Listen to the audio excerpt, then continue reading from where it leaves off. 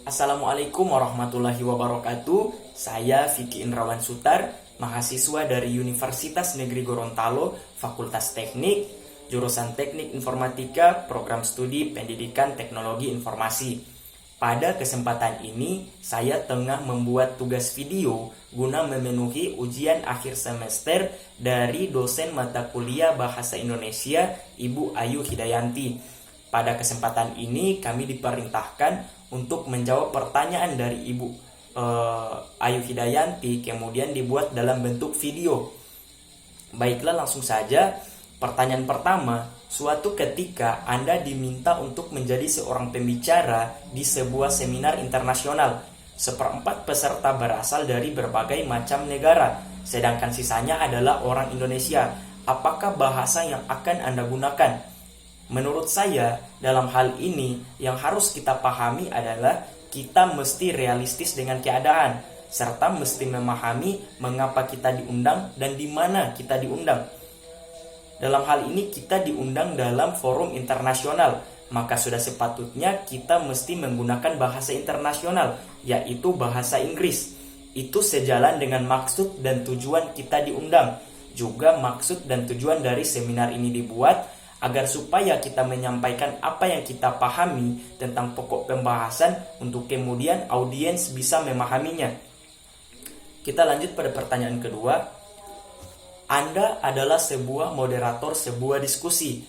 Apa yang akan Anda lakukan bila di dalam diskusi ada seseorang yang terkesan ingin menguasai pembicaraan?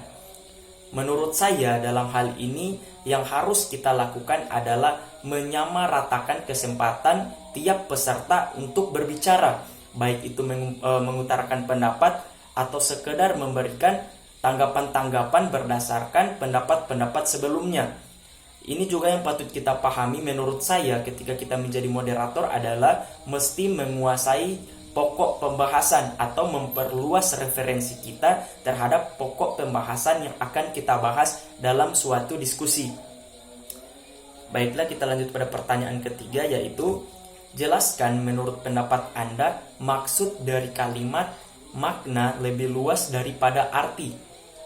Menurut saya, makna lebih luas daripada arti karena makna masih multitafsir, atau apa yang disampaikan belum tentu merupakan maksud dari si yang menyampaikan. Kemudian arti adalah apa yang disampaikan itu merupakan maksud dari si yang menyampaikan. Jadi kalau dalam arti ini, kalau kita berada di Indonesia, maka rujukannya adalah Kamus Besar Bahasa Indonesia.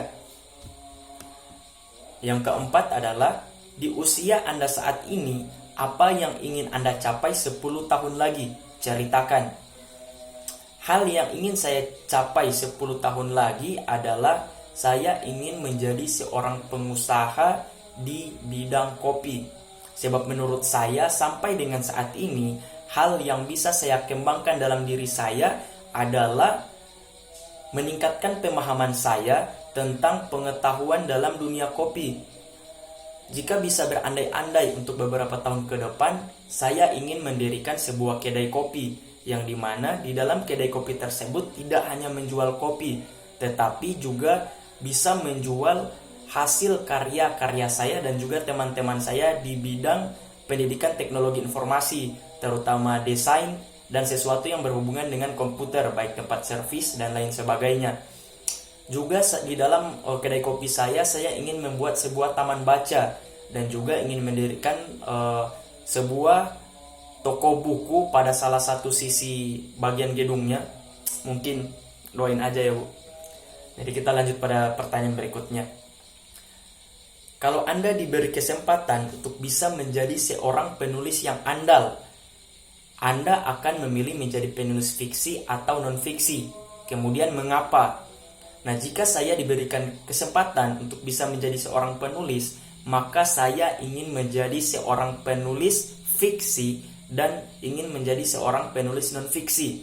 Mengapa? Karena menurut saya, ketika kita menjadi seorang penulis, maka kita diberikan kebebasan untuk menulis.